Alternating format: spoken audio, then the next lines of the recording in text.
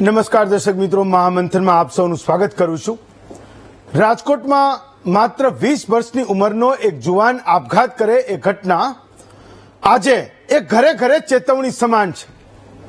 એ મા બાપની પેઢીઓથી મહેનત કરેલી કમાણી એ માત્ર 10-15 દિવસમાં ઓનલાઈન સટ્ટામાં દીકરાએ ગુમાવી હોય એવા કિસ્સા એ રોજ બની રહ્યા છે। આપણે એને રોજ જોઈ રહ્યા છીએ, રોજ એને અનુભવી રહ્યા છીએ। તો મા બાપે દીકરાને વિશ્વાસમાં એ એકાઉન્ટનો હવાલો આપ્યો હોય, એ કમાણી એક જ કલાકમાં સ્વાહા થઈ જાય। મા બાપને અંદાજ કે નથી કે એમનો દીકરો ઓનલાઈન સટ્ટાના રવાડે છે।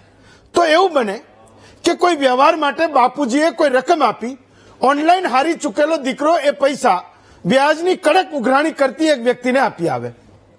કોલેજમાં ભણતા દીકરાને ફી ભરવા રોકડા પૈસા આપ્યા, તો એવું બને કે દીકરાએ એને ઓનલાઈન ગેમમાં ઉડાડી નાખ્યા હોય। એને છોડો, 18 વર્ષના છોકરાઓ ઓનલાઈન ગેમ રમવા માટે એ પૈસા કેવી રીતે ભેગા કરે છે। એટલે કેટલાક સંજોગોમાં એવું પણ બને કે ક્રિમિનલ પણ બની જાય એ પૈસાને ભેગા કર્યા પછી એ પૈસાને પાછા આપવા માટે। એની ખબર મા બાપને બધું ભોપાળું નીકળે ત્યારે ખબર પડે। હમણાં મહેસાણામાં જ આવા એક લબર મૂછિયાએ સરકારની સ્કીમનો બહેનોને લાભ આપવાનો છે એમ કહીને બધી બહેનો પાસેથી એટીએમ ઉઘરાવ્યા। એના બાપાનું એને 50 લાખનું દેવું કરી નાખ્યું। બાપ બિચારો સાવ સામાન્ય સ્થિતિનો હતો। તો સમય છે ચેતવાનો। જે મા બાપ એના સંતાનોને મોબાઈલમાં ખૂબ ખબર પડે છે, એને એવું સમજે છે, એ લોકોએ આજે પાછા વળવાનો સમય છે, ચેતી જવાનો સમય છે। આજે અમસ્તી ગેમ રમશે, કાલે કોઈન ખરીદશે ને પરમ દિવસે દેણું કરશે। તો મા બાપની ભૂમિકા પણ એ ક્યારેક બચાવની હોય છે। દીકરાને પરણાવવાનો હોય, સમાજમાં એમની આબરૂ જાય એનો પણ એને કોઈ ડર હોય, એવું સમજે કે આબરૂ જશે। મા બાપ એ ક્યારેક ખુલીને આનો વિરોધ કરતા નથી। અને આ કિસ્સામાં મને સૌથી વધારે ભયજનક વાત જો કોઈ લાગતી હોય તો એ છે કે મા બાપ એ ક્યારેય એ ખુલીને આ વાત કરતા નથી, સામે એ આવતા નથી। જ્યારે મોબાઈલ નહોતા ત્યારે ગામડામાં મનોરંજન માટે ક્રિકેટના ડબ્બા રમતા હતા। તો એ 10-20 રૂપિયાનો ડબ્બો હતો, 50-100 રૂપિયાનો ડબ્બો હતો। કોઈ મેચમાં 4 ખેલાડીને પસંદ કરી લે, એ 4 ખેલાડીના કુલ જે રન હોય, જેમાં સૌથી વધારે જેના રન થયા હોય એ જીતી જાય। તો રકમ નાની હતી, એકબીજા વચ્ચે સમજણ હતી, હારેલો 100 રૂપિયા આપી ના શકે તો પ્રેમ ભાવ હતો, અને એના માટે કોઈ લત પણ નહોતી લાગતી। આજે મોબાઈલના કારણે આ ડબ્બાઓનું સ્વરૂપ, ઓનલાઈન સટ્ટાઓનું સ્વરૂપ એ રાક્ષસી થઈ ચૂક્યું છે, અને આ વાત આપણે સમજવાની જરૂર છે। તો પહેલા બુકી હતા, પોલીસને આ બુકી એટલે પોલીસે એ બુકીને પકડવાના હતા। હવે બુકીના ઠેકાણા ચીન અને દુબઈમાં છે। તો આખો ધંધો ઓનલાઈન છે, એટલે જેને પકડવાનો ડર છે, જેને પકડાવાનો ડર છે, એપ્લિકેશન કે વેબસાઇટ એકવાર પકડાય તો એક જ સેકન્ડમાં બંધ, ખતમ, પૂરી વાત। એની પાસે બીજી વેબસાઇટનું રજીસ્ટ્રેશન છે, એપ્લિકેશન એની પાસે બનેલી રેડી જ છે, તરત જ એનો ધંધો ચાલુ। એના ધંધાને એ કોઈ અસર થતી નથી। એ ખબર નહીં કે ઓનલાઈન સટ્ટામાં ગુજરાતના એ યુવાનો આટલી હદે ઘૂસી કેમ ગયા છે। એ તપાસનો વિષય છે કે ગામડાના સ્તરે એ કોઈ બેરોજગાર યુવાનોને આ એપ્લિકેશનો વાળાએ એ એજન્ટ તો નથી બનાવ્યા ને, એ બીજા યુવાનોને લલચાવે, રસ્તો બતાવે ને રવાડે ચડાવે। આપણને ખબર પણ ના પડે કે મોબાઈલમાં કંઈક નવું આવ્યું છે એવું બતાવવાનું કહીને કોઈ ગેમિંગની એપ્લિકેશન બતાવતો એ યુવાન કોઈ સટ્ટાવાળાનો એજન્ટ પણ હોઈ શકે છે। આવું બની શકે। મેં સાંભળ્યા છે કેટલાક કિસ્સાઓમાં, મેં સાંભળ્યું કે ગલ્લા ઉપર લબર મૂછિયા ઓનલાઈન ગેમ રમતા હોય તો પોલીસ પકડે પણ છે, પણ પોલીસ એનો તોડ કરીને જવા દે। એનું કર્તવ્ય એ છે જે પોલીસનું કે છોકરાના મા બાપને બોલાવે ને કહી દે કે તમારો લાલ ઓનલાઈન ગેમિંગ રમી રહ્યો છે। પોલીસનું કર્તવ્ય એ પણ છે કે ઓનલાઈન ગેમ રમતા જે પકડાય એ એપ્લિકેશન કઈ છે, એ વેબસાઇટ પરથી કઈ વેબસાઇટ પરથી એ રમે છે એનો રેકોર્ડ બનાવે, એની સાથે જે લિંક થયેલા એકાઉન્ટ છે એને તપાસે પગલાં લે। એ આપણી સમજ છે, પોલીસનું આ કર્તવ્ય છે। હમણાં મેં એક ગેમ જોઈ, તમારે એ ગેમ રમાડતી કંપનીના ખાતામાં પહેલા પૈસા જમા કરાવવાના। તમારે ગેમ રમવી હોય તો 50 રૂપિયા લગાડો, 100 રૂપિયા લગાડો, પૈસા ડબલ થતા જાય। એટલે વિમાન ક્રેશ થઈ જાય એ પહેલા તમે નીકળી જાઓ તો જેટલા પૈસા જીતા એ બધા તમારા। જેણે એકવાર એ 100 રૂપિયા લગાડ્યા હોય એને 700-800 રૂપિયા એકવાર દેખાય, એટલે જીતતા 5000 થયા હોય। મોડેસ ઓપરેન્ડી પણ કેવી એ સમજવાની જરૂર છે કે કોઈ નવો ખેલાડી ઓનલાઈન રમવા આવ્યો હોય એને 5-10 હજાર પેલા જીતાડી દે. જેવી પેલાની લાલચ વધી, એક સાથે 10,000 રૂપિયા એને જે દિવસે લગાડ્યા એ દિવસે એ વિમાન ઉડ્યું, એ ભેગું ક્રેશ થઈ જાય, ખતમ. તમારા પૈસા એક જ સેકન્ડમાં 10,000 ગયા. તો દાવ લગાડનારાના ખાતામાં જે પડ્યા છે એ એક જ સેકન્ડમાં બેલેન્સ માઇનસ થઈ જાય. કોઈ એવું વિચારે કે આ તો 10,000 એ ગેમમાંથી કમાયા હતા, પણ ખેલ અહીંથી શરૂ થાય છે. એ 10,000 કમાયેલા ગુમાવતા એને એ ગેમની લત લાગી જાય છે, લત લાગી ચૂકી છે, અને પૈસા ગમે ત્યાંથી શોધીને એ ગેમિંગ કંપનીના એકાઉન્ટમાં એ યુવાન એ જમા કરાવતો જાય છે. મા બાપની મુશ્કેલી એ અહીંથી શરૂ થાય છે. ગામમાં ઉછીના લીધેલા એ 10-20 હજાર હોય, પણ 1 લાખ રૂપિયા એ કોઈની પાસે લીધા હોય તો એનું વ્યાજ હોય. તો 10-20 હજાર તો કોઈ ઉછીના આપે, પણ 1 લાખ, 2 લાખ, 3 લાખ કોઈ લીધા તો એનું વ્યાજ હોય. એ સગા કાકા હોય તો પણ એનું વ્યાજ ગણશે, ને સગા મામા હોય તો પણ એનું વ્યાજ ગણશે. ગેમિંગમાં ગુમાવવાનું, વ્યાજે લીધેલા પૈસાનું ટેન્શન, અને વ્યાજે જે આપનારી વ્યક્તિ છે એના પૈસા પાછા ન મળે એ દિવસે એની ઘરે કહી દેવાની ધમકી આપે. એક સમય એવો આવે કે સટ્ટો રમનાર એનો જીવ દઈ દે, અને કાં તો એ ક્રિમિનલ થઈ જાય. આ બે સ્થિતિ બને. તો કમાય છે કોણ એની ખબર એ આપણા જેવાને કોઈ દી ન પડે, કારણ કે મેં કીધું એમ કે એમના ઠેકાણા એ દુબઈ જેવા શહેરોમાં છે. પણ ગુમાવે છે કોણ એની ખબર એ આપણને રોજે રોજ પડે છે, ને જેમાંથી જન્મેલી આજની આ ચર્ચા છે.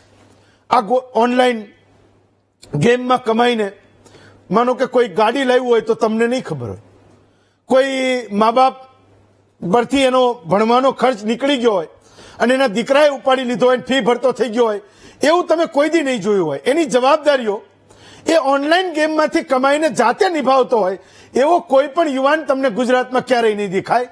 પણ ઓનલાઈન ગેમમાં પૈસા ગુમાવીને ઘર બરબાદ થઈ ગયું હોય એવી ઘટનાઓ એ આપણને રોજે રોજ દેખાય છે, આપણે રોજે રોજ અનુભવીએ છીએ.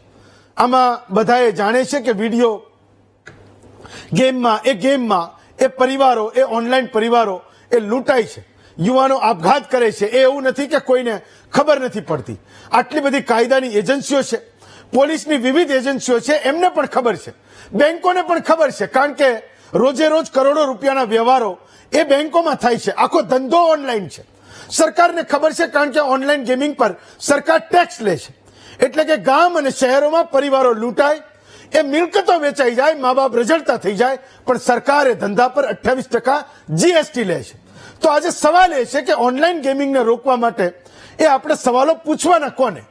નહીં તો ઘરવાળાનો વાંક કાઢીને બધા ચૂપ થઈ જશે કે મા બાપે તો ધ્યાન રાખવું જોઈએ, એનો છોકરો એકલો એ કરતો તો શું.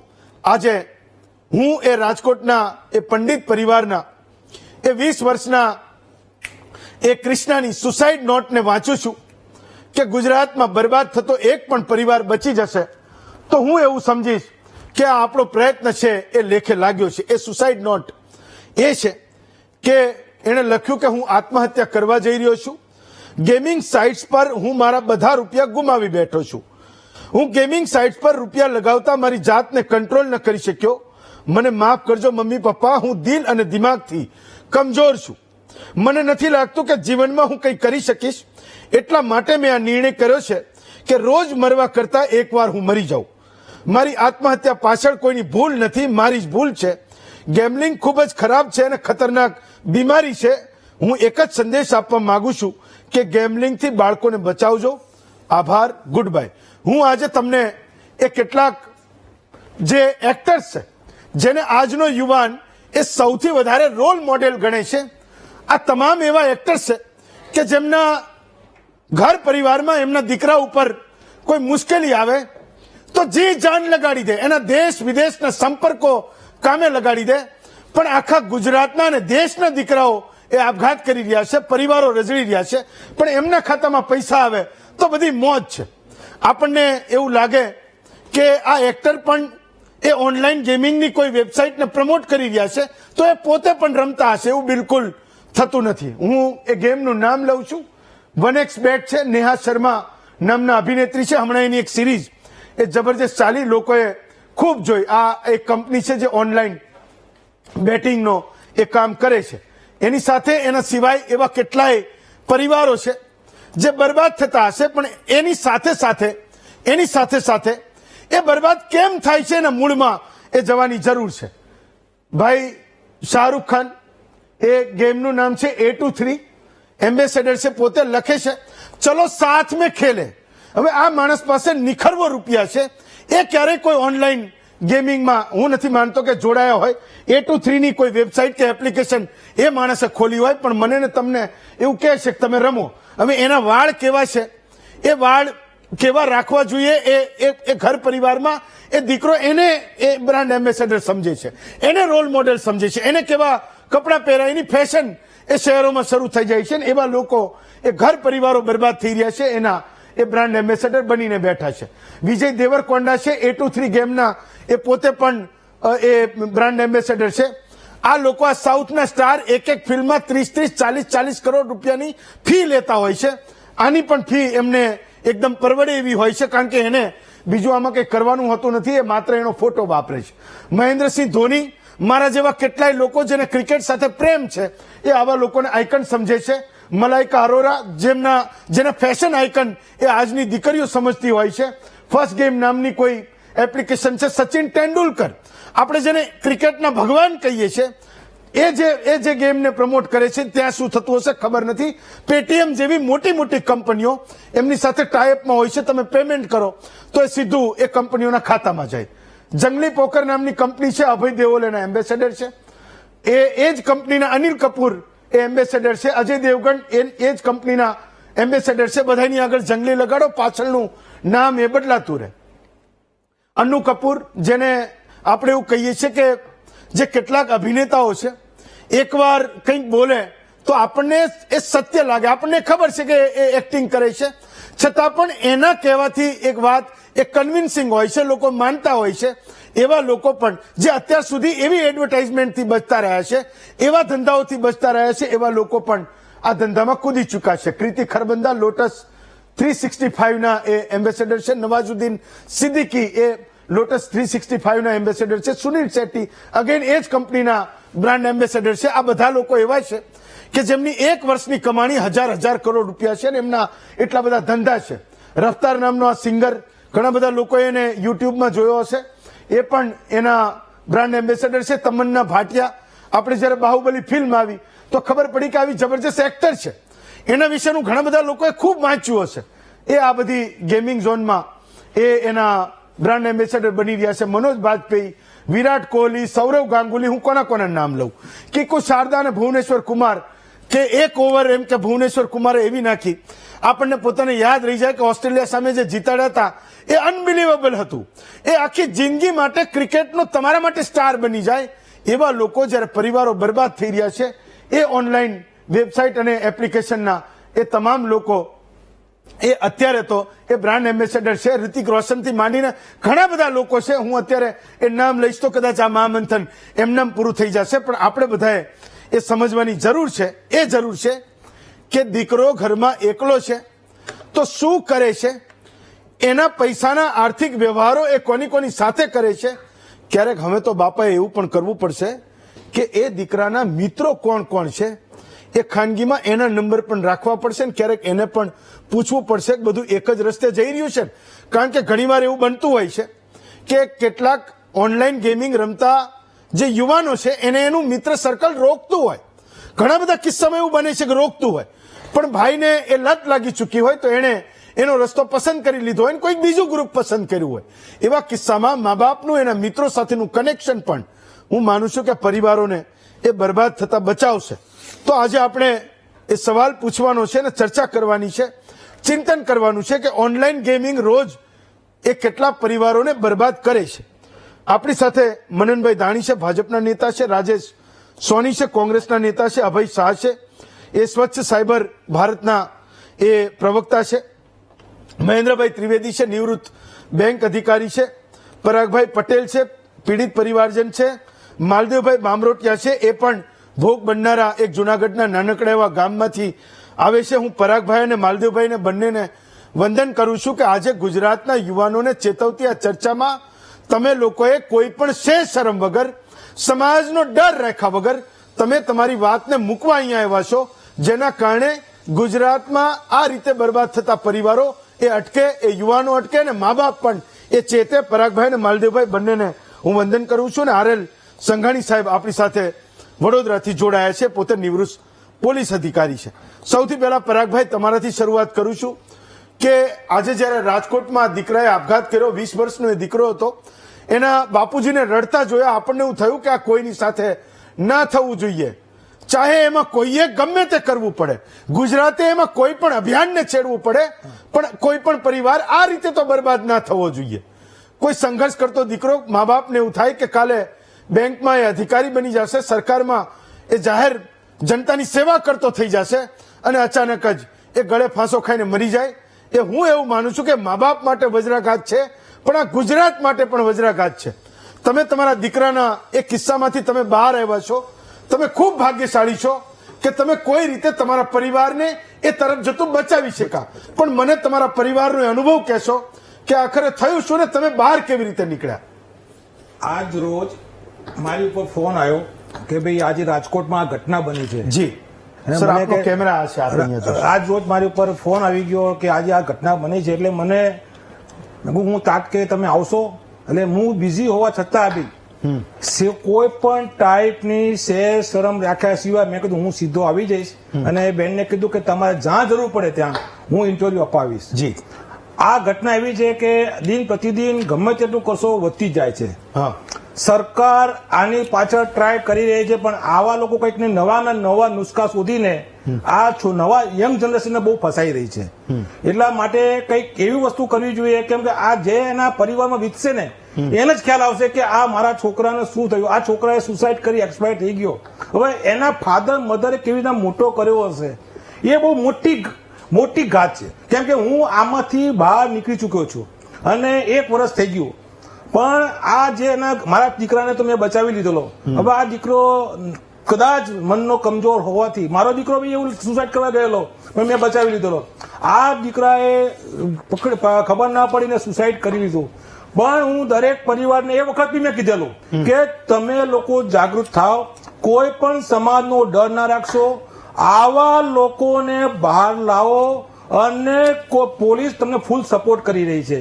અને જ્યાં જોઈએ ત્યાં આ લોકો ગેમ મોટા નબીરાઓને પકડતી હોય છે. આખું એક ષડયંત્ર છે.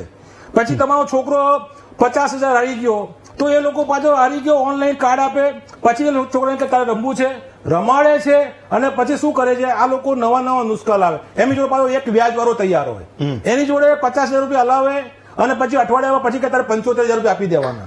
છોકરા જોડે બીજા 25,000 રૂપિયા આવેલા એટલે રમાડે ઓનલાઈન કાર્ડથી, અને પછી પાછો રમે, હારી જાય એટલે પાછા 75,000 ના પાછો બીજો વ્યાજવાળો. આવી આખી ચેનલ છે. આ ચેનલના જો ડામામાં નહીં આવે તો આની આ વસ્તુ ખૂબ વધશે. અને આજે આ એક પ્રસંગ બન્યો છે, આવા અનેકો પ્રસંગો બનશે.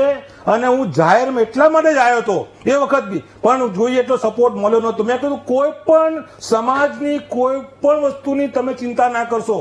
આ મારા એક દીકરા માટે મેં ખાસી મોટી ઝુંબેશ ચલાવી હતી, મને સપોર્ટ બી સારો મળ્યો, પણ પછી પાછું બધું નિષ્ક્રિય થઈ ગયું. અને આ લોકો એવા હોય છે કે એમના પગ અને હાથ બહુ જ ઊંડા હોય છે, અને એ લોકો ગાયને ક્યાંય ગોળ ચક્કર છોકરાઓને એવા ફેરવ્યા છે કે રસ્તામાં પકડતા હોય આંતરી લે, એને કિડનેપ કરે. પણ હું એ સમજવા માંગુ છું, માનો કે અમદાવાદ શહેર છે, અહીંયા કોઈ યુવાન ઓનલાઈન એપ્લિકેશન કે ઓનલાઈન વેબસાઇટ થી એ કોઈ ક્રિકેટ કે કોઈ રમતને રમી રહ્યો છે, કોઈ ગેમ રમી રહ્યો છે, તો એને પ્રોત્સાહન આપનારા, એને પાછળથી એ ધંધામાં ધકેલનારા કોઈ લોકો છે જેને તમે પકડ્યા હોય? મેં પકડ્યા છે, મેં પોલીસ સ્ટેશનમાં FIR ફડાઈ છે અને હું છેક સુધી જડ સુધી જ પહોંચેલો છું. પણ આ લોકોને એવા કાયદાકીય એવું છે કે કોઈ સજા થતી નથી, જામીન લઈને છૂટા થઈ જાય છે.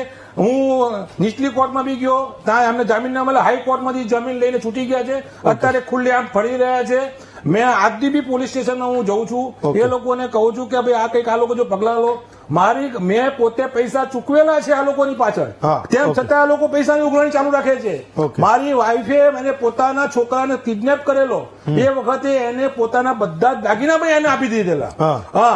એને જેટલા એમના મારી સસુરાલના મેં એ સિવાય મેં લઈ આપેલા 25 વર્ષના, એ બધા દાગીના છોકરાને આ લોકોએ કિડનેપ કરેલો. અને કિડનેપ કર્યા પછી આ છોકરાને મારા વાઈફે મને કીધા વિના બી બધા દાગીના આપી દેલા. એ મને ખબર નહોતી. એટલે દીકરાએ ન કીધું ને એની માએ કઈ નો, છોકરાને બચાવવા માટે કે તારા છોકરાને અમે છોડીશું નહીં. ઓહ. બોલો આ સુધીને આ લોકો એવી ગેંગ હોય છે, આ લોકો મારી નાખવા સુધી ચાલે. આ છોકરાઓ શું કરે કે નાના 18-20 વર્ષના કુમળા છોકરાઓ હોય હા. એ ગમે ત્યારે સુસાઇડ કરી નાખે છે.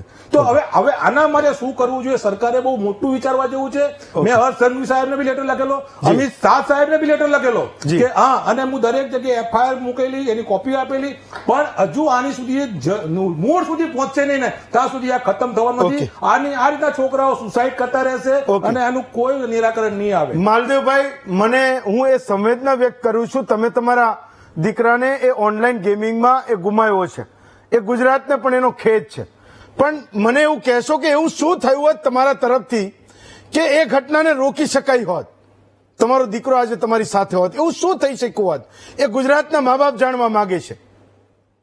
સર, આખી વાત કરું તો એમ છે કે મારો દીકરો છે ને, એ હું જે ગામમાં રહું છું હા. ત્યાંથી 200 કિલોમીટર દૂર એટલે કે દેવભૂમિ દ્વારકાના કલ્યાણપુર ગામે એ સરકારી જોબ કરતો હતો, જી સામૂહિક આરોગ્ય કેન્દ્રમાં. જી અચાનક મને 9/10/2023 એટલે કે 1 વર્ષ અને 2 મહિના પહેલા મને સવારમાં ફોન આવે કે ભાઈ તમારા દીકરાએ અને આવી રીતે સુસાઇડ કરેલું છે. હા. એટલે 10-11 વાગે મને ખબર પડે છે 9 તારીખે. એટલે અમે તો બિલકુલ આઘાતમાં સરી પડીએ છીએ અને અમે લોકો કઈ સવાલ જ નથી કરતા કે એવું તો શું કારણ હોય, કેવી રીતે હોય. કારણ કે મારો દીકરો અહીંયાથી છે દેવભૂમિ, અમે માંગરોળ તાલુકા જુનાગઢના માંગરોળના એક નાના એવા ગામમાં રહી અને અહીંયાથી 200 કિલોમીટર દૂર હોય, અઠવાડિયે એકાદ વખત આવતો હોય, એનો સેલરી પણ સારો એવો હતો. તો એવું અમને હતું કે ભાઈ એના આપણે કહી દઈએ વહીવટના પૂછતા નહીં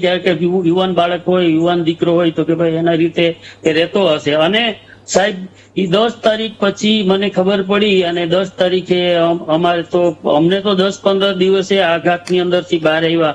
આજની પણ મારા ઘરની અંદર એવી બધી ભયંકર પરિસ્થિતિ છે સાહેબ. મારા ઘરના હું અને 2 દીકરા હતા, એક દીકરો વયો ગયો. તો સાહેબ, આ જો સરકારે આ ગેમને કાયદેસર મંજૂરી ન આપી હોત, સરકારે આવા ચૂંટણીના ફંડ લેવાના બાને આવા ધંધા સરકારે ન કર્યા હોત તો સાહેબ મારો દીકરો 100% બચી જાત. અને સાહેબ, હું જે ગામની અંદર રહું છું, જે વિસ્તારની અંદર રહું છું ને સાહેબ, એ ગામના આજુબાજુના એવા કેટલાય છોકરાઓ, એવા કેટલાય યુવાનો, ખાસ કરીને કોલેજે જતા છોકરાઓ, અને જે સાંજે 500-700 મજૂરી કરી, સેન્ટિંગના કામમાંથી 500-700 મજૂરી કરી અને રોજ સાંજે સાહેબ રમતા મારે નજરે ચડે છે.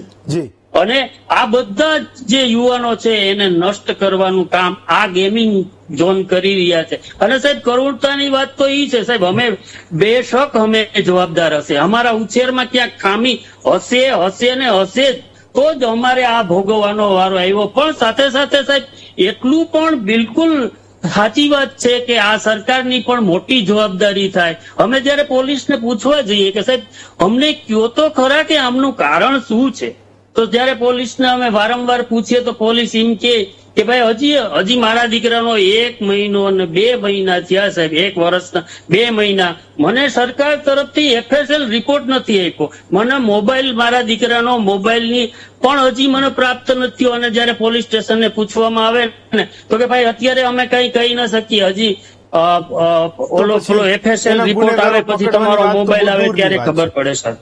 તો એના અમે બેંકમાં પણ સંપર્ક કર્યો કે ભાઈ તમે સ્ટેટમેન્ટ આપો તો અમને બેંક મેનેજર કલ્યાણપુરે બેંક સ્ટેટમેન્ટ આપ્યું તો સ્ટેટમેન્ટની અંદર અમને જોઈએ ને ત્યારે એક જ દિવસના 40 જેટલા ટ્રાન્ઝેક્શન, 2-2, 5-5, 10-10 હજારના. અને જયારે બેંક મેનેજરને પૂછવામાં કે સાહેબ અમને બતાવો તો ખરા કે આ પૈસા ક્યાં ડેબિટ થયા છે, તો એ લોકો બેંક મેનેજર અમને એવો જવાબ આપે કે સાહેબ એ તો આ યુપીઆઈ થી કરેલા છે, ગૂગલ પે થી કરેલા છે, અને જે સ્ટેટમેન્ટ આપે એમાં તો પેલા કોડવર્ડ હોય છે. માલદેવભાઈ, હું બેંક વાળાને પણ પૂછું, માલદેવભાઈ, એ બેંક વાળાને પણ પૂછું ને પોલીસને પણ પૂછું, જેમનો અનુભવ એ દિશામાં છે. મહેન્દ્રભાઈ, મારો સવાલ એ છે કે બેંકોમાં તો એ કરોડોના વહીવટો રોજના થતા હશે, વાત સાચી છે, પણ કોઈ પર્ટિક્યુલર એકાઉન્ટમાં આવી રીતે 1000, 2000, 5000 આટલા બધા જો ટ્રાન્ઝેક્શન થતા હોય તો એ બેંકોની પણ મિલીભગત હશે કે આવું બધું ચાલવા દે? નહીતર એને પણ એ ડાયસી અકાઉન્ટ છે જેના પર શંકાસ્પદ વ્યવહારો થાય છે એને પણ પોલીસને આપવા જોઈએ, સરકારને આપવા જોઈએ. તો બેંકો પણ આમાં કંઈક મળેલી હશે. હેમંતભાઈ, સૌથી પહેલા તો આજે જે ઘટના ઉપર તમે મહામંથન કર્યું છે એના માટે તમને લાખ લાખ વંદન. અને અહીંયા જે વિક્ટીમ બન્યા છે એના પપ્પા, એના ફાધરે જે વાત કરી એની પરથી આપણને ખ્યાલ આવે કે આપણે કઈ દિશામાં જઈ રહ્યા છીએ. હું બેંકની પણ વાત કરું છું, પણ ડિજિટલ ઇન્ડિયાની અંદર તમે જુઓ તો સાયબર ક્રાઇમ, ડિજિટલ એરેસ્ટ, એ સિવાય આ બધા ગેમ એપ્લિકેશન, એટલી બધી ખરાબીઓ આવી રહી છે. પોર્નોગ્રાફી, ગમે ત્યાંથી ગમે એની સાથે જોડી દેવું, કેટલા પ્રકારની ટેકનોલોજી એવી આવી છે કે જેમાં આજના યુવાનોને સરળતાથી ફસાવી શકાય છે. બેંકનો મુખ્ય કામ છે ને એ તો એ કોર જે પ્રોડક્ટ છે, ડિપોઝિટ, એડવાન્સીસ, રેમિટન્સીસ, લોકર, વિદેશ વેપાર, એ ઘણું બધું છે. તો બેંક ડાયરેક્ટલી આની સાથે બિલકુલ બેંકનું કોઈ જોડાણ હોતું નથી. પહેલી વાત એ છે વ્યક્તિને મોબાઈલમાં કયું એપ્લિકેશન વાપરવું, કયું નહીં વાપરવું. દાખલા તરીકે મારે ઓનલાઈન પેમેન્ટ કરવાની સુવિધા જોઈએ છે, હું પેટીએમ ડાઉનલોડ કરું, ફોન પે રાખું, ગૂગલ પે રાખું કે કોઈ બેંકનું એપ્લિકેશન રાખું, ગમે તે રાખું, હું સ્વતંત્ર છું. નંબર 2 કે જે બેંકોનું કામ થાય છે એની અંદર બેંક સાવધાની ક્યાં રાખે છે કે જે કામ ખરેખર બેંક કરે છે, વ્યક્તિગત પોતે પસંદ કરીને કોઈ સુવિધાનો ઉપયોગ કરે અને એમાં વાયા યુપીઆઈ હોય, ટેકનોલોજીથી જે ટ્રાન્ઝેક્શન જતું હોય. એક કડી તો એમાં ખડી ગઈ કે કાલે ઉઠીને જેટલા પણ લોકો, પરિવારો અહીંયા બરબાદ થાય, બેંકો આમાં ક્યાંય કોઈ જગ્યાએ આવતી નથી. બેંકો એના લેજિટિમેટ જે વ્યવહારો છે, જે ધંધાના વ્યવહારો છે એને જોશે. બાકી ઓનલાઈન ગેમિંગ વાળા પકડવા હોય તો પોલીસ જ્યાં સુધી નહીં કે ત્યાં સુધી બેંક એ ક્યારે નહીં આવે. એ બિલકુલ બેંકનો મુખ્ય કામ એ છે નહીં. આ અન્ય સુવિધાઓમાં ડિજિટલ સુવિધા ઉપલબ્ધ થાય છે અને એના કારણે આ એનો ઉપયોગ થઈ જાય છે. બેંક બાકી એની ઉપર સાથે ડાયરેક્ટ કોઈ સંબંધ હોતો નથી. ઓકે સંઘાણી સાહેબ, હું આવું માલદેવભાઈ તમારી પાસે આવું. સંઘાણી સાહેબ, મારો સવાલ એ છે કે જ્યારે કોઈ ફરિયાદ કરે કે ઓનલાઈન ગેમિંગમાં મારા પૈસા આટલા જઈ રહ્યા છે, કોઈક મારી પાસેથી આટલા પૈસા માગી રહ્યું છે અને મને એવું લાગે છે કે મારી સાથે ચીટિંગ થઈ રહ્યું છે, પોલીસનો રોલ એમાં કંઈ આવે છે કે નહીં? ચલો મોરલી વાત કરું કે જ્યાં મેં એ પણ સાંભળ્યું કે ગલ્લા ઉપર જ્યાં પોલીસ એને પકડે તો એની પાસેથી કેટલાક પૈસા લઈને એ યુવાનને જવા દે. એની જવાબદારી નથી કે એના મા બાપને જાણ કરે કે તમારું સંતાન આવું કંઈક કરતા મારા હાથે પકડાયું છે, હું આજે તમને જાણ કરું છું, આનો કોઈ કેસ બનતો નથી પણ ચેતી જાજો. સંઘાણી સાહેબ. નહીં, એવું નથી હિંમતભાઈ. જ્યારે આવા પ્રકારના ફ્રોડ થતા હોય તો પોલીસની પ્રાઇમા ફેસી ફરજ છે કે એની ફરિયાદ લેવી. ગુજરાત નહીં, ઓલ ઓવર ઇન્ડિયાની અંદર દરેક પોલીસ સ્ટેશનની અંદર 1 લાખથી ઓછાનો આવો ફ્રોડ થયો હોય તો એ માટે 1 લાખથી વધુનું હોય તો એના માટે ક્રાઇમ બ્રાન્ચ કે ન્યા ફરિયાદ થતી હોય છે. પણ જો તમે હમણાં આરટીઆઈ કરશો ને તો એક પોલીસ સ્ટેશનમાં હજાર એપ્લિકેશન હશે અને મોટા ભાગની ફાઇલ થઈ હશે. મુદ્દા નંબર 1. બીજું કે જયારે આવા ગેમમાં જુગાર રમાય છે તો કાયદા મુજબ જુગાર ધારામાં એવું હોય છે કે game of skill is not gambling. Game of skill is not gambling. તો આવા કિસ્સાની અંદર જે તમે હમણાં બતાવ્યું આ પિક્ચરના હીરો હિરોઈનને વિમાન ક્રેશ થઈ જાય તો એ ગેમ ઓફ સ્કિલ છે કે કેમ? બીજી કે એ ગેમ ઓફ સ્કિલ હોય એની ચકાસણી કરવાની સરકારની ફરજ છે. રમી, પોકર આ બધી ગેમમાં ઓનલાઈન રમાય છે પણ હવે ચીનપતિ ચાલુ થઈ ગઈ છે ઓક્ટ્રોમાં. અને એમાં તમે હમણાં કીધું પેલું જાહેરાતમાં સારેગામામાં આવતા પેલા ભાઈ એ તીન એકા કાઢે ને દૂડી તીડી ચોખ્ખો કાઢે હું જોઉં છું. કારણ કે હું ટાઈમ મારો પસાર કરું છું પણ પૈસાથી નહીં, ફ્રીમાં કરું છું. પણ એ હું જોઉં છું. ક્રિકેટ ની ગેમ્બલિંગની વાત કરું તો ક્રિકેટની અંદર પણ એવું જ છે.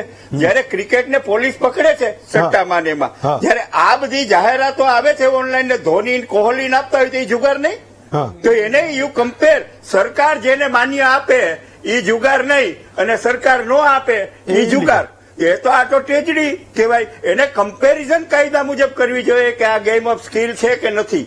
એવા સંખ્યાબંધ કિસ્સા છે. ડબ્બા ટ્રેડિંગ છે એ એક જાતનું શેરનું જ છે ને, ઉલટાનું તમે જાજો સટ્ટો કરી શકો. પણ તમે સરકારમાં કરો તો તમે એક લોટ લ્યો ફ્યુચર ઓપ્શનનો તો તમે ઉડી જાઓ.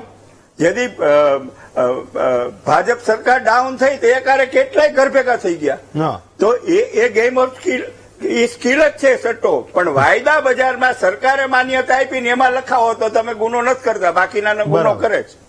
એટલે આ બધી સિસ્ટમમાં એક વસ્તુ તમને કહું, હા. જે રમે ઈ હારે, રમાડે ઈ જીતે. હા ટ્રુ. એટલે સરકાર આમાં ફરિયાદ લેતી નથી. સાયબર ક્રાઇમની હજારો નહીં લાખો એપ્લિકેશન ઓલ ઓવર ઇન્ડિયામાં આવી છે. હું ચેલેન્જ મારીને કહું, કોઈ ગુના દાખલ નથી થયા. ઓકે. તો બીજી વસ્તુ તમને કહું જી. કે જે આવા ગેમમાં જે લોકો હારે છે, હા. મેં હમણાં રાજકોટમાં એક જણાનું તમે નહીં માનો, મેં 20 લાખ માંગતો હતો અને મેં આ ગેમમાં હારી ગયો તો. પૈસા ટકે મા બાપ સુખી હતા અને 13 લાખમાં સમાધાન કર્યું. 10% વ્યાજે લેતો હતો, પણ છોકરાને મેં કીધું હાલ પોલીસ સ્ટેશને ફરિયાદ કરવા, કે એ ડરે.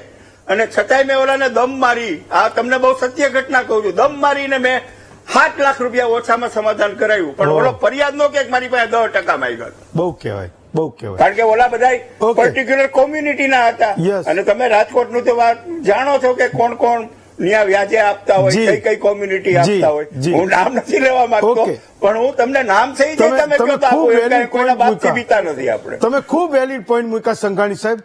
રાજેશભાઈ, એક સવાલ હું તમને કરું છું, મનનભાઈને પણ પૂછીશ કે સરકાર આવું કેમ કરે છે, પણ તમારે પણ આમાં કોઈ સ્ટેન્ડ લેવાની હવે જરૂર છે. સરકારને કહેવાની જરૂર છે, આના સામે અભિયાન છેડવાની જરૂર છે કે દેશમાં કોઈ એવો કોઈ કાયદો આવતો હોય ને તમે સરકારની સામે આંદોલનો કરો છો, એનો વિરોધ કરો છો, સરકારે એને એમાંથી પીછેહટ પણ કરવી પડતી હોય છે. આ આપણા દેશમાં એ વ્યાપી ચૂકેલી વાત છે ને એની સામે કોઈકે સ્ટેન્ડ લેવું પડશે અને સરકારને જગાડવી પડશે. ગુજરાતની અંદર હેમંતભાઈ છેલ્લા 2 વર્ષ પહેલા ગયા વર્ષે પણ ગુજરાત પ્રદેશ કોંગ્રેસે ઓનલાઈન ગેમિંગની સામે વિરોધ નોંધાવ્યો હતો અને હું પોતે અને મારી સાથે પ્રદેશ સમિતિના સિનિયર આગેવાનો આના વિરુદ્ધના ધરણા ઉપર બેઠા હતા. આવેદન પત્રો અપાયા, પ્રેસ નોટ અપાઈ અને જાગૃત લોકોમાં સુધી વાત પહોંચાડાઈ કે ભાઈ આ ઓનલાઈન ગેમનો જે સટ્ટો છે એ ભારતીય જનતા પાર્ટીની સરકાર છે એ શાના માટે બેન નથી કરતી. આ હું અહીંયા આગળ એક ઝેરોક્સ લાવ્યો છું. આ ઓનલાઈન જુગારનો રાક્ષસ છે. આ રાક્ષસ નો જીવ એની નાભીમાં છે. રાવણનો જીવ એની નાભીમાં હતો અને આની નાભીમાં ભારતીય જનતા પાર્ટીનું કમળ છે. કમળ એટલા માટે કહીશ કે ઓનલાઈન ગેમિંગ જયારે ચાલુ થઈ, જયારે વિરોધ પક્ષે સતત કીધું કે આનાથી દેશનું યુવા ધન બરબાદ થઈ રહ્યું છે, તમે આને મંજૂરી ના આપો, સરકારે શું કર્યું? 28% જેવો ટેક્સ લઈને દેશના યુવાનને કહી દીધું કે તું બરબાદ થા, ગેમ રમ. અને માત્ર ઓનલાઈન ગેમિંગ ની વાત નથી હેમાંગભાઈ, તીન પત્તી, રમી, આવા અનેક પ્લેટફોર્મ છે જેની ઉપર જુગાર રમાડવામાં આવી રહ્યો છે. 4 રસ્તા ઉપર 3 જુગારીયા જો પત્તા રમતા હોય ને તો પોલીસ દંડા મારીને લઈ જઈને ફરિયાદ દાખલ કરાવે. પણ આ ભારતીય જનતા પાર્ટીએ દેશના યુવાનને કીધું તું તારા ઘરે બેસીને જુગાર રમ અને તારું યુવા ધન, આખા દેશનું યુવા ધન બરબાદ કર. આ જુગારની અંદર એક માં પોતાનો દીકરો ખોવે છે, એક બાપ પોતાનો દીકરો ખોવે છે અને આ દેશ એનું ભવિષ્ય ખોઈ રહ્યું છે. પણ ભારતીય જનતા પાર્ટીને એના નેતાઓ, એમની સરકાર આ ઓનલાઈન જુગારને આધિકારિક રીતે મંજૂરી આપી છે. આના વિરુદ્ધમાં અવારનવાર ધરણા કરવામાં આવ્યા છે, અવારનવાર પ્રદર્શન કરવામાં આવ્યા છે. આ ઓનલાઈન ગેમિંગના રાક્ષસો પણ બાળવામાં આવ્યા છે. પણ સરકારે એવી શું જરૂરિયાત છે? પ્રશ્ન અહીંયા આગળ પહેલો એ ઉભો થાય છે કે સરકારે એવી શું જરૂરિયાત છે કે દેશના યુવાનને આ રવાડે ચડવા માટે ખુલ્લી છૂટ આપવામાં આવે છે કે તમે જુગાર રમાડો? શું એમને ખબર નથી કે તમે મોબાઈલ જેવો ખોલો એવી તરત જ યુટ્યુબ ઉપર જાઓ, ફેસબુક ઉપર જાઓ, ઇન્સ્ટા ઉપર જાઓ, તરત જંગલી રમી રમો, 3 પત્તી રમો એવી જાહેરાતો આવે છે. અને એમાં એવું માત્ર તમે જે નેશનલ હીરો હિરોઈન બતાવે એ નહીં, આપણા ગુજરાતી પિક્ચરના હીરો હિરોઈનો પણ હું નામ આપીશ, મલ્હાર ઠાકર, જોશી, કેટલા બધા ફિલ્મી કલાકારો એ પણ આની જાહેરાત કરીને રૂપિયા કમાઈ રહ્યા છે. શું સરકારને આ ખબર નથી? ભારતીય જનતા પાર્ટીના કેટલાક કલાકારો જે એમના ખેસ પહેરીને ફરે છે એ આની જાહેરાત કરી રહ્યા છે. શું ભારતીય જનતા પાર્ટીને ખબર નથી કે અમારા કાર્યકર્તાઓ આની જાહેરાત કરી રહ્યા છે? તો હું એમને અટકાવું. હું અહીંયા 30 સેકન્ડ ખાલી લઈશ હેમંતભાઈ કે આ આખું નિયોજન પૂર્વક આયોજન ચાલી રહ્યું છે. દેશના યુવા ધનને ગેરમાર્ગે દોરવાનું આ આખું સુસંયોજિત આયોજન છે. કારણ કે યુવાન બેરોજગારીથી લડે, પોતાના નોકરી કામ ધંધા માટે લડે અથવા આવી જગ્યા ઉપર પહોંચી જાય. આજે દેશનો યુવાન બરબાદ થઈ રહ્યો છે અને આનો જવાબ ભારતીય જનતા પાર્ટી પાસે. મનનભાઈ, મુદ્દો એ છે કે સરકારે વાતને જાણી છે કે ઓનલાઈન સટ્ટો રમાડતી આ ગેમ રમાડતી જે કંપનીઓ છે એ સ્કિલના નામે એ તમારી પાસેથી એ પૈસા ઉછેટે છે. કોઈ યુવાન એના મા બાપના એ જે ઘરેણા છે એને ગીરવે રાખે, જમીન મકાન ગીરવે રાખે ને વ્યાજે પૈસા લે. અહીંયા એક એનું ચક્કર ફરતું થાય અને 28% GST એમાં કમાયો કે હાર્યો એ સરકાર મેળવે. આજની તારીખે શું સરકાર એ નથી જાણતી કે ગુજરાત જેવા રાજ્યોમાં હજારો પરિવારો એ દર વર્ષે બરબાદ થાય છે અને આને રોકવું જ જોઈએ. શેના માટે સરકારોને એના ઉપર ટેક્સ ઉઘરાવવો પડે? તો એના સામે સવાલો ઉઠવાના છે. મને થોડો સમય આપજો, મારે આ વિષય પર લંબાણપૂર્વક થોડીક વાત કરવી છે. પહેલી તો વસ્તુ એ કે આ પ્રશ્ન ઉદ્ભવે છે છોકરાઓની મેન્ટાલિટી, આજના યુવાનોની જે નવી મેન્ટાલિટી જે ડેવલપ થઈ રહી છે ને એના લીધે ઉદ્ભવી રહ્યો છે. ખૂબ જ ટૂંકા ગાળામાં એટલે આમ કહી શકે કે આજે લખપતિ બનવું છે, કાલે કરોડપતિ બનવું છે, પરમ દિવસે અબજોપતિ બનવું છે. આવી એક તુચ્છ માનસિકતા એ નવી પેઢીમાં ક્યાંક ને ક્યાંક પનપી રહી છે કે જેટલું વધારે થાય એટલા વધારે પૈસા કમાવા છે. આજે તમે ફિલ્મી એક્ટરો બતાવ્યા, એમની જેમ કેવી રીતે લક્ઝુરિયસ જીવન અમે જીવી શકીએ, કેવી રીતે એમના જેવું ફરી શકીએ, કેવી રીતે એમના જેવા કપડાં પહેરી શકીએ. જેમ આપે કહ્યું ને કે હેરસ્ટાઇલ કેવી રાખવી, કપડાં કેવા પહેરવા, એ બધું આજના યુવાનો એમનામાંથી જુએ છે. અને એ એમના પોતાના મોજ શોખ પૂરા કરવા માટે થઈને કેમ કરીને કે ઇન્કમ ઓફ સોર્સ ઉભો થાય અને કેમ કરીને આપણે બહુ જ ટૂંકા ગાળામાં પૈસાવાળા બની જઈએ અને આપણા મોજ શોખ પૂરા કરી લઈએ, એ આખી જે વિચારધારા છે ને એમને આ ગેમિંગ તરફ લઈ જાય છે. હવે મૂળ વાત ગેમિંગની આવે. ગેમિંગ છે ને બે પ્રકારની વિષય છે. જયારે ઓનલાઈન ગેમિંગની વાત થતી હોય છે ને તો એમાં બે પ્રકારના વિષય હોય છે. એક હોય છે ગેમ ઓફ ચાન્સ અને એક હોય છે game of skill. Game of skill A legal છે. ગેમ ઓફ ચાન્સ એટલે આપણે જેને કહીએ ને લક બાય ચાન્સ, લાગી તો જીત્યા, ના લાગી તો હાર્યા. તમે કીધું ને ગેમ્બલિંગ, તો ગેમ્બલિંગ એ બેઝિકલી જુગાર. તો જુગાર એ શું છે કે તમારું નસીબમાં હશે તો તમે જીતશો, તમારું નસીબમાં નહીં હોય તો તમે હારશો. તો ગેમ ઓફ ચાન્સ જે છે, આ જે લક બાય ચાન્સ વાળો વિષય છે ઇલીગલ છે. ગેમ ઓફ સ્કિલ વાળો જે વિષય છે જેમાં તમારી સ્કિલ ડેવલપ થાય છે, તમારો મેન્ટલ ગ્રોથ થાય છે, તમારો ફિઝિકલ ગ્રોથ થાય છે, આ એ ગેમ ઓફ સ્કિલ છે. આપણા ત્યાં ગેમ ઓફ ચાન્સ છે ઇલીગલ છે, ગેમ ઓફ સ્કિલ છે લીગલ છે. હવે વાત આવી જ્યારે આવી છે કે ગેમ્બલિંગ વાળા વિષયની. તમારી જાણ સારું કહું, મારે હેમંતભાઈ એક મિનિટ માટે હું તમને ખાલી એ વિષયનું ધ્યાન દોરું. આજે તમે આખી વિષય કીધું ને ઓનલાઈનનો વિષય છે, ઓનલાઈન ગેમિંગ છે. આ દેશમાં પહેલી વખત જો કોઈ આઈટી પોલિસી લઈને આવ્યું હતું ને તો એ અટલ બિહારી વાજપેયીજીની સરકાર લઈને આવી હતી. બીજી વખત જયારે આઈટી પોલિસીમાં સુધાર થયો ને અટલ બિહારી વાજપેયીજીની સરકાર 2004માં 1998માં પહેલી આઈટી પોલિસી 1998માં 99માં અને 2004 સુધી આદરણીય અટલ બિહારી વાજપેયીજી દેશના પ્રધાનમંત્રી રહ્યા. 2004 થી લઈને 2014 સુધી આઈટી પોલિસીમાં કોઈ ચેન્જીસ ના થયા. આદરણીય દેશના પ્રધાનમંત્રી શ્રી નરેન્દ્ર મોદી સાહેબ જયારે પ્રધાનમંત્રી બન્યા એના પછી આઈટી પોલિસીમાં ચેન્જીસ થયા. ફરી હું તમને કહું, એમના છેલ્લા 10 વર્ષના સમયગાળામાં આઈટી પોલિસીમાં 3 વખત ચેન્જીસ થઈ ચુક્યા છે. વાત આવી હવે ગેમ્બલિંગની. ગયા વર્ષે રાજીવ ચંદ્રશેખર જે દેશના આઈટી મિનિસ્ટર છે એમને એક પોલિસી બહાર પાડી કે આ ગેમ્બલિંગને કેવી રીતે રોકી શકાય. આમાં છે ને ફક્ત ને ફક્ત ઇન્ડિયામાં તો કોઈ હવે ગેમિંગ બનતી જ નથી અને આ ગેમ્બલિંગ વાળી કોઈ એપ્લિકેશન ઇન્ડિયામાં બની શકે નહીં કારણ કે બેન છે.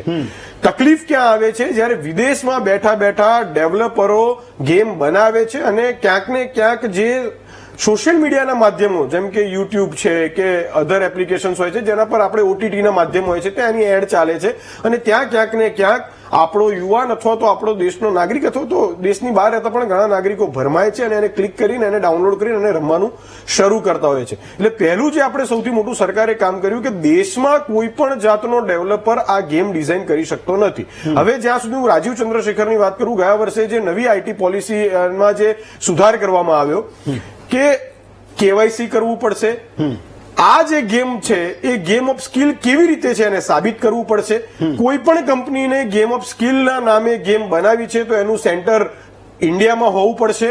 આની સાથે રિટ્રીવેશન સિસ્ટમ હોવી પડશે અને સાથે સાથે જ્યારે પણ કોઈ પણ જાતની આવી ઘટના બને છે તો એમને મિનિસ્ટ્રીને અને સરકારને જવાબ આપવો પડશે અને એના પૈસા રિવર્ટ કરવા પડશે. આવી ગઈ વખતે ગયા વર્ષે જ હજી યોજના બની છે એનો અમલીવાળી ચાલુ છે. હજી એક મિનિટ મુદ્દો એ છે મને સેજ પૂરું કરવા દો. ડેવલપ થઈ રહ્યું છે, રોજ કેમ નવી ઘટનાઓ બની મને હજી પૂરું કરવા દો. આ જ વસ્તુમાં આગળ વધતા ડીપીડીપી એક્ટ કદાચ જો અહીંયા કોઈક ટેકનોલોજીનું જાણકાર હશે તો એમને એ પણ ખ્યાલ હશે ડીપીડીપી એક્ટ એ ઓલરેડી બની ગયો છે અને આવનારા સમયમાં જ્યારે પણ સેશન્સ થશે ત્યારે ડીપીડીપી એક્ટ પણ કે આપણે તમે આ રોકાઈ જશે એમ કહો છો તમે? મને બોલવા રોકાશે કેમ નહીં રોકાય સરકાર આના વચ્ચે પગલાં લેવા પરાગભાઈ, જરૂરી છે. હા, સરકાર તમે આમાં હું એને પૂછું, કેવી રીતે રોકાશે તમે કહો ટૂંકમાં કહો. ડેટા પ્રોટેક્શન માટેનો એક એક્ટ ઓલરેડી હા, હું આવું સંઘાણી સાહેબ, હા. ડેટા પ્રોટેક્શન માટેનો એક એક્ટ ઓલરેડી ગવર્મેન્ટે ડ્રાફ્ટ કરેલો છે. આ એક્ટ પ્રમાણે કોઈ પણ જાતની ડેટાની ચોરીથી લઈ અને ખોટી જગ્યાએ જો ડેટા જતો હશે તો એને અટકાવવામાં આવશે. આ ગેમ ઉપર પ્રતિબંધ પણ આ જ એક્ટ અને આગળ જે મેં પોલિસી કહી એ ગેમિંગ માટેની એપ પણ અટકશે અને એમને પહેલા તો સાબિત કરવું પડશે કે આ સ્કિલની એપ નથી. જો સ્કિલની એપ હશે તો અને તો જ એ લગાવી શકશે, અધરવાઇઝ એ લોકો એપ ઇન્ડિયામાં લોન્ચ નહીં કરી શકે. આ પ્રમાણેની ચલો, મારી પાસે ગોઠવાઈ. એક સવાલ છે પણ મને લાગે સમય ખૂબ ઓછો છે.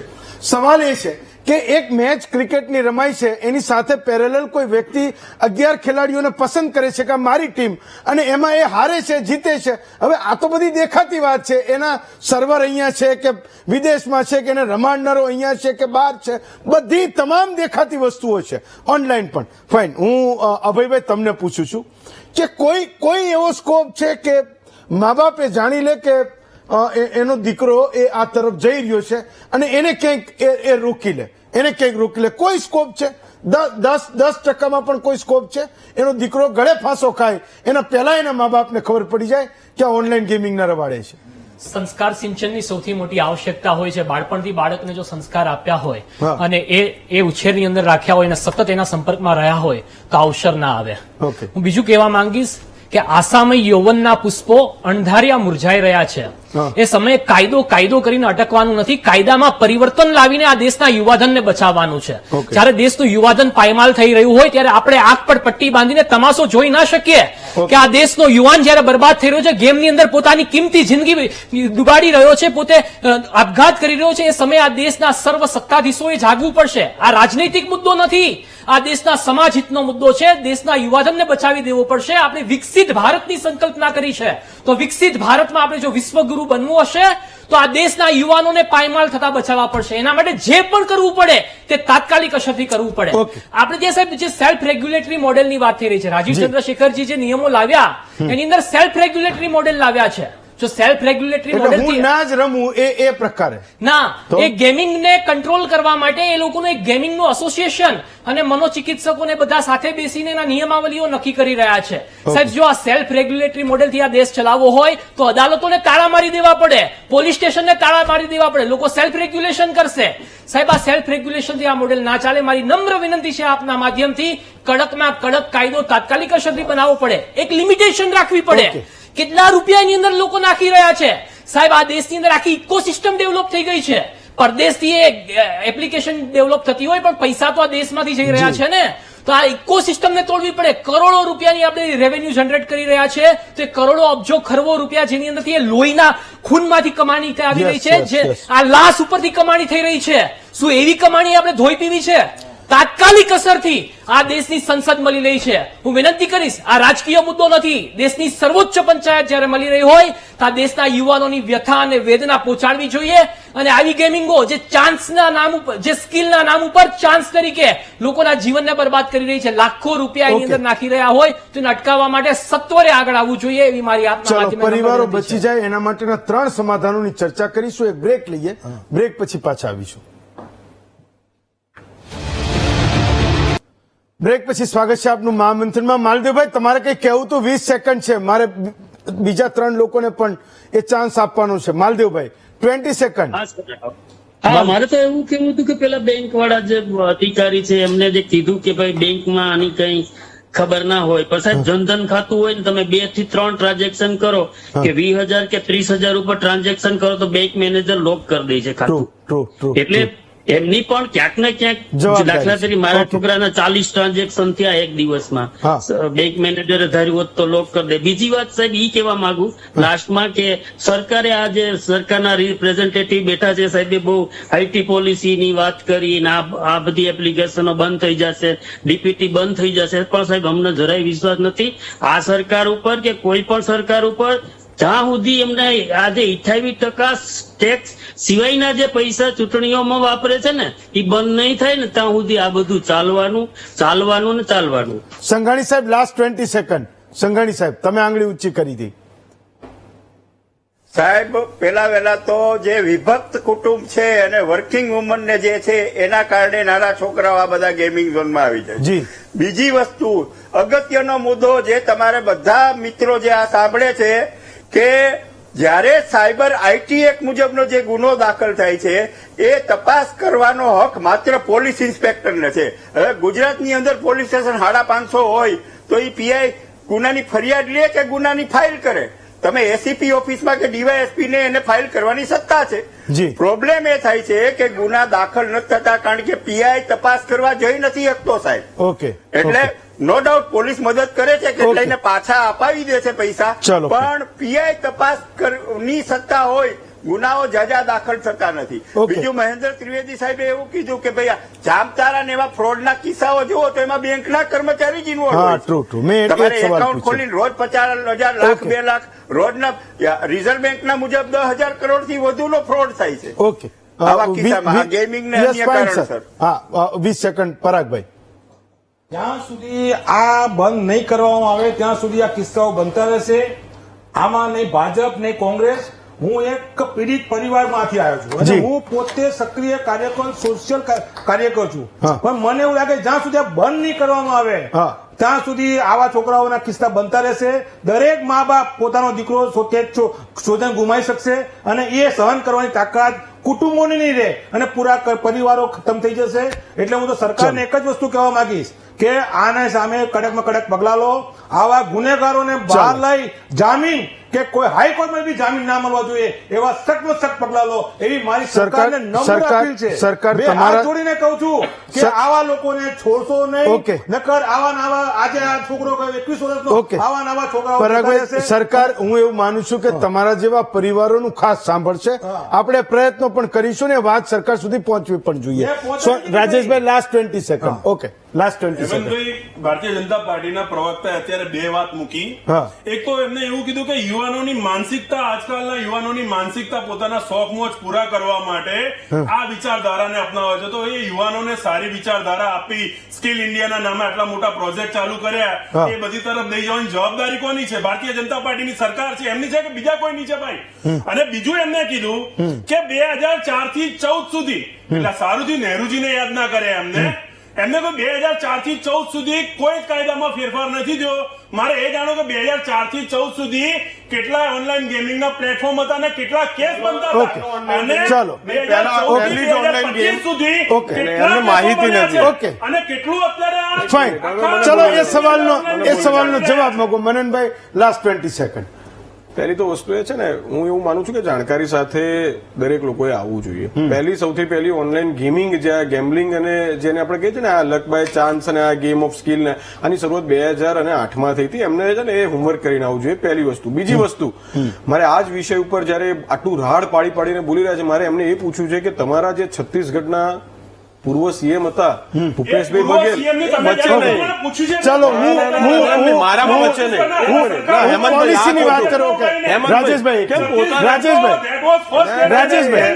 રાજેશભાઈ એક મિનિટ મનનભાઈ એક મિનિટ રાજેશભાઈ એક મિનિટ રાજેશભાઈ ભાઈ પ્લીઝ એક મિનિટ મનનભાઈ આપણે પર્સનલ નહીં કરીએ, પોલિસી ઉપર બોલીએ. પોલિસી પરની જ વાત છે કે એમના પૂર્વ સીએમ 500 કરોડ રૂપિયાના ટ્રાન્ઝેક્શન મહાદેવ એપમાં પકડાયા, તો એના વિશે કેમ નથી બોલતા? દાખલ કરીને જેલમાં ચાલો fine. અરે એની પર તપાસ જ ચાલુ છે. હું એવું સમજુ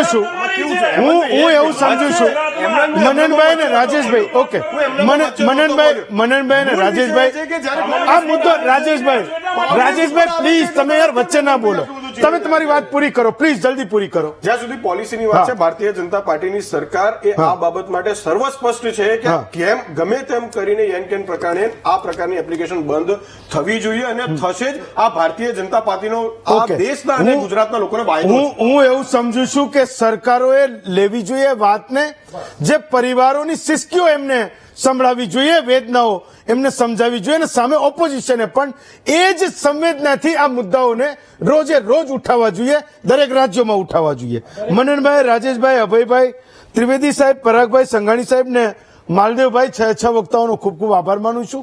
આવતીકાલે આપના વધુ એક મુદ્દા સાથે, આપના વિષય સાથે ફરી મળીશું. આજે રજા આપશો.